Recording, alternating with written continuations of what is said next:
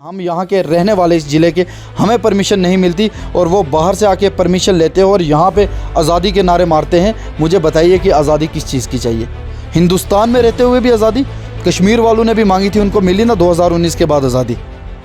ये बर्दाश्त नहीं होगा, नाकाबिले बर्दाश्त है और जो हमारे भारत के साथ करेगा उसको चीर के रख दिया जाएगा। लेकिन यहाँ पे बाहर से लोग आते हैं, तालब चौधरी जैसे एंटी नेशनल लोग आते हैं, गुफ्तकार चौधरी और भी जो बड़े बड़े इनके जो लोग हैं वो यहाँ पे आते हैं और आने के बाद जो है यहाँ पे माहौल ख़राब करते हैं और उल्टे सीधे नारे मारते हैं। और लीडर को कोई ना कोई चापलूसी होगी, किसी को अपनी ज़मीनें बचानी होंगी, किसी को अपनी प्रॉपर्टी बचानी होगी, किसी को और कोई काम होगा। तो मुझे कल भी कुछ लोग बड़ी अप्रोच कर रहे थे कि डी साहब ये करेंगे वो करेंगे। मैंने कहा उनको बता देना 4 कनाल 18 मरले मेरी जगह है, 446 खसरा नंबर है, बैंक अकाउंट में मैं सारे दे देता हूँ, चेक कर ले। 335 रुपये खाते में पड़े हुए हैं और गाड़ी है जो वो भी पिताजी ने लेके दी है, अपने पास कुछ नहीं है, पकड़ के पकड़े। तो डीसी साहब को जो मैं ये जवाब देना चाहता हूँ कि डीसी साहब आपने जो करना है खुलेआम कीजिए, हम जो है भुगतने के लिए तैयार हैं, क्योंकि सच्ची बात करते हैं, सच्चे देशभक्त हैं, देश की बात करते हैं। अगर आपको हमसे कोई प्रॉब्लम है तो आप जो है हमारे साथ आमने सामने बैठ के करें। लेकिन अगर आप ये बातें कहें जब हमें कोई और मैसेज भेजे कि डीसी साहब की ऐसा ऐसा है, तो मैं कहता हूँ कि मैंने अपनी सारी चीज़ें बताई, खसरा नंबर भी बता दिया, दादा बरास्त है, रफूजी कोटे के रहने वाले हैं, POJK के। जिसको कोई समस्या आती है हमारे साथ तो आके हमारा सारा रिकॉर्ड चेक कर ले कि हम क्या हैं क्या नहीं। गुज्जर कबीले का कल एक प्रोटेस्ट बड़े पैमाने पर डिस्ट्रिक्ट पुंछ के अंदर देखा गया। एंटी नेशनल स्लोगन उसकी बात की जा रही है कि पुंछ डिस्ट्रिक्ट के अंदर जब प्रोटेस्ट किया जा रहा था तब उस प्रोटेस्ट के दौरान कुछ ऐसे नारे लगाए गए जो कि नेशन के खिलाफ हैं। नाज़रीन कराम, जब से पार्लियामेंट के अंदर ST स्टेटस लिस्टेड किया गया है पार्लियामेंट के अंदर, तब से गुज्जर समुदाय के जो लोग हैं वो लगातार प्रोटेस्ट कर रहे हैं और लगातार प्रोटेस्ट का सिलसिला है वो अरूज पे है। लेकिन जो कल का मामला है उसी के चलते आज हमारे साथ बातचीत करने के लिए मौजूद हैं युवा नेता और स्टेट स्पोक्स पर्सन अमन डाबर जी। डाबर साहब, बहुत बहुत स्वागत है आपका। बहुत बहुत धन्यवाद। ऐसा है कि सब कुछ हम बर्दाश्त कर सकते हैं। जब हमें रोका गया वहाँ मोदी हमसे डरता है, पुलिस को आगे करता है, अमित शाह जी को, माननीय रविंदर रैना जी को, पहाड़ी कबीले को, जो जो लोगों ने जो गालियाँ दी हमने सब बर्दाश्त कर लिया और जहर का घूंट पी लिया। लेकिन जब बात मेरे भारत पे आती है, जब बात मेरे देश पे आती है तो वो बर्दाश्त से बाहर था। इसलिए जो है ये एक्शन कल से लिया जा रहा है। मैं ये चीज़ समझने की कोशिश करूंगा, जिस वीडियोस की आप बात कर रहे हैं कि एंटी नेशनल स्लोगन जो इस्तेमाल किया गया, वहीं गुज्जर समुदाय के जो लोग हैं उनका ये कहना है कि वो वीडियो जो है स्क्रिप्टेड है, वो वीडियो बनाई गई है, वो एडिट की गई है और एडिट करने के बाद गुज्जर कबीले के लोगों को बदनाम करने की कोशिश की जा रही है। देखिए, इसके ऊपर जो है पुलिस पूरी तरह से कार्रवाई कर रही है। अगर तो ये एडिटिंग है तो मुझे लगता है कि जिसने की है उसके ऊपर सख्त से सख्त कार्रवाई होनी चाहिए, जिसने भी ये घिनौना काम किया है। क्योंकि मैंने कल भी अपने इंटरव्यू में भी कहा था कि हमारे गुज्जर भाई जो हैं वो देश के सबसे बड़े रखवाले हैं। देश का तिरंगा जो है उन्होंने ऐसी ऐसी जगह पे जो है ऊंचा करके रखा, पहाड़ों पे जहाँ से मिलिटेंसी सबसे ज़्यादा क्रॉसिंग होती थी, वहाँ पे जो है उन्होंने कभी आतंकवादियों को अंदर नहीं घुसने दिया। गुज्जर कभी भी जो है देश के ख़िलाफ़ नहीं जा सकते। लेकिन ये एक प्री प्लान जो कल हुआ, जो प्लानिंग करके ये काम हुआ कि हम लोगों को आपस में लड़ाने की कोशिश की गई, हम लोगों का जो भाईचारा ख़राब करने की कोशिश की गई। इसमें बहुत सारी अदर पार्टी का भी जो रोल है कि भारतीय जनता पार्टी अगर पहाड़ी लोगों को ST का दर्जा दे रही है तो उसको जो है किस प्रकार से रोका जाए, तभी ये प्लानिंग करके जो है ये आपको क्या लग रहा है? जिस तरह आपने प्लानिंग की बात की, कौन प्लान कर रहा है? देखिए, मैंने कल भी टारगेट किया था और आज मैं खुलेआम करता हूँ, क्योंकि मैं डरने वाला किसी से हूँ नहीं और ना ही कोई ऐसा काम करता हूँ कि मुझे किसी से डर लगे। मैंने कल भी आपको जब आपने मेरे इंटरव्यू सुने होंगे, मैंने कहा था कि ये पूरी प्लानिंग जो है ये DC पुंछ की है। क्योंकि DC पुंछ ने जब हमारे लोग जो है मेंढर के अंदर गए, मेंढर के अंदर उन्होंने जाके 10 बजे से लेके जो है 5 बजे तक वो बैठे रहे। DC साहब ने जो SDM ने DC साहब से बात भी की और इन लोगों ने वहाँ परमिशन नहीं दी, क्योंकि हम लोग पहाड़ी थे, हमें जो है वो परमिशन नहीं दी गई। लेकिन यहाँ पे बाहर से लोग आते हैं, तालब चौधरी जैसे एंटी नेशनल लोग आते हैं, गुफ्तकार चौधरी और भी जो बड़े बड़े इनके जो लोग हैं वो यहाँ पे आते हैं और आने के बाद जो है यहाँ पे माहौल ख़राब करते हैं और उल्टे सीधे नारे मारते हैं। और एक चीज़ का अफसोस जो है, मुझे सबसे बड़ा जो अफसोस DC पुंछ के ऊपर है कि हम जो है यूनियन गवर्नमेंट का शुक्रिया करने के लिए DC से परमिशन मांगते हैं कि हमारे लोगों को जो है उन्होंने ST का दर्जा दिया है, जो लोग पिछले 40 सालों से मांग कर रहे हैं, तो हमें जो है इसकी परमिशन दी जाए। लेकिन DC पुंछ हमें परमिशन नहीं देते और उनको परमिशन देते हैं जो जिस गवर्नमेंट के DC लगे हुए हैं यहाँ, डीसी साहब ने गवर्नमेंट के खिलाफ नारेबाजी करवाई। डीसी साहब ने गवर्नमेंट के खिलाफ जो है माननीय प्रधानमंत्री जी के खिलाफ, अमित शाह जी के खिलाफ, माननीय रविंद्र रैना साहब के खिलाफ जो है डीसी साहब नारे लगवाने के लिए परमिशन दे सकते हैं।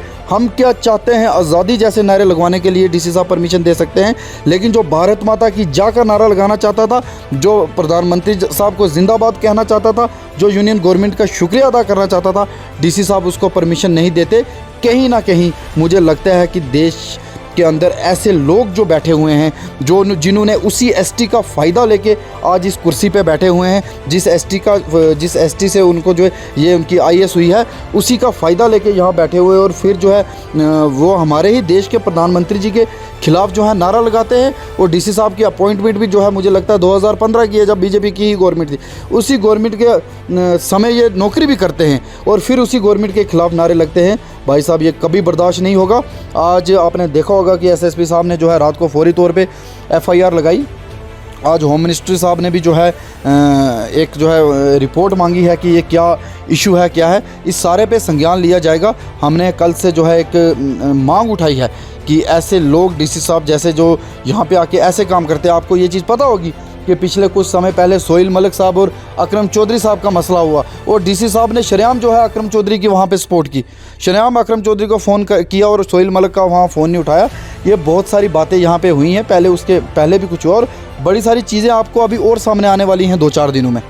इसलिए मैं ये चीज़ कहता हूँ कि डीसी साहब जिस प्रकार से ये हालात कर रहे हो, एक ही चीज़ को देख के चल रहे हैं, क्योंकि ये जो चेयर होती है, ये चेयर सबके लिए होती है। अगर आज प्रधानमंत्री जी हैं तो जिन्होंने उनको वोट दिया है वो उनके भी प्रधानमंत्री हैं, जिन्होंने उनको वोट नहीं दिया है वो उनके भी प्रधानमंत्री हैं। डीसी साहब को अगर पुंछ में लगाया है, वो गुज्जर के भी डीसी हैं, वो पहाड़ी के भी डीसी हैं, वो हिंदू के भी डीसी हैं, वो मुस्लिम के भी डीसी हैं, वो सिख के भी डीसी हैं।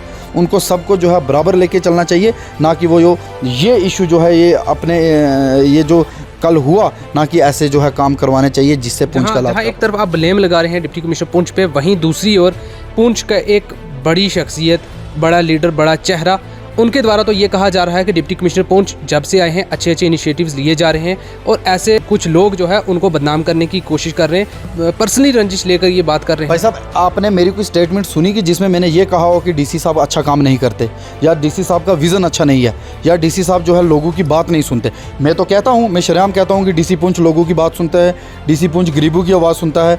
जब मैं डीसी पुंछ के पास जितनी बार गया, जितने काम लेके गया, डीसी पुंछ ने सारे काम किए। वहीं पर मौके पर बैठ के अगर किसी का बिजली का काम था, डीसी पुंछ ने वहाँ एक्सीन से बात की। अगर किसी का नाले का काम था तो एक्सीन पीडब्ल्यूडी से बात की। अगर किसी का और कोई मसला था तो डीसी ने वहीं पे बैठ के वो मसले सॉर्ट आउट किए। लेकिन जब बात मेरे भारत की आती है, जब बात मेरे देश की आती है, तब किसी को माफ़ करने का कोई सवाल ही नहीं पैदा होता। ये बात अगर किसी ने कही है या किसी एक्स लेजिस्लेटर ने कही है, वो ठीक है, हम मानते हैं।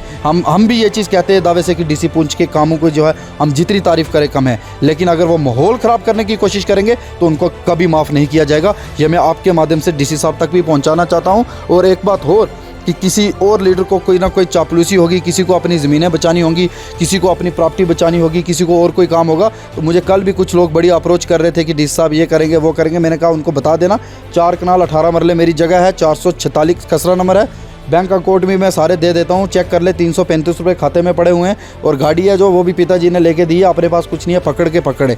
तो डीसी साहब को जो मैं ये जवाब देना चाहता हूँ कि डीसी साहब आपने जो करना है खुलेआम कीजिए, हम जो है भुगतने के लिए तैयार हैं, क्योंकि सच्ची बात करते हैं, सच्चे देशभक्त हैं, देश की बात करते हैं। अगर आपको हमसे कोई प्रॉब्लम है तो आप जो है हमारे साथ आमने सामने बैठ के करें। लेकिन अगर आप ये बातें कहें, जब हमें कोई और मैसेज भेजे कि डीसी साहब की ऐसा ऐसा है, तो मैं कहता हूं कि मैंने अपनी सारी चीज़ें बताई, खसरा नंबर भी बता दिया, दादा विरासत है, रफूजी कोटे के रहने वाले हैं, POJK के। जिसको कोई समस्या आती है हमारे साथ तो आके हमारा सारा रिकॉर्ड चेक कर ले कि हम क्या हैं क्या नहीं।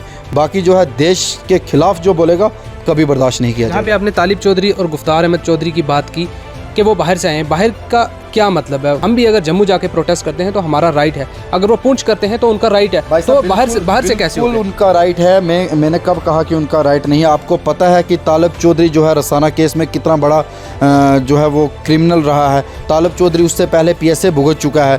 गुफ्तार चौधरी जो है उसके होते हुए पहले भी जो है एक बार मेंढर के अंदर भी हालात ख़राब हुए। अगर वो उनके होते हुए हालात ख़राब हो सकते हैं, एडमिनिस्ट्रेशन को ये चीज़ पता है कि ये लोग हालात ख़राब करेंगे, तो एडमिनिस्ट्रेशन ने उनको परमिशन क्यों दी? हमारा सवाल ये है कि वो बाहर से आके यहाँ परमिशन ले सकते हैं। मैंने इसरार साहब आपको पहले भी कहा कि हम यहाँ के रहने वाले इस ज़िले के, हमें परमिशन नहीं मिलती और वो बाहर से आके परमिशन लेते हैं और यहाँ पे आज़ादी के नारे मारते हैं। मुझे बताइए कि आज़ादी किस चीज़ की चाहिए? हिंदुस्तान में रहते हुए भी आज़ादी, कश्मीर वालों ने भी मांगी थी, उनको मिली ना 2019 के बाद आज़ादी। ये बर्दाश्त नहीं होगा, नाकाबिले बर्दाश्त है, और जो हमारे भारत के साथ करेगा उसको चीर के रख दिया जाएगा।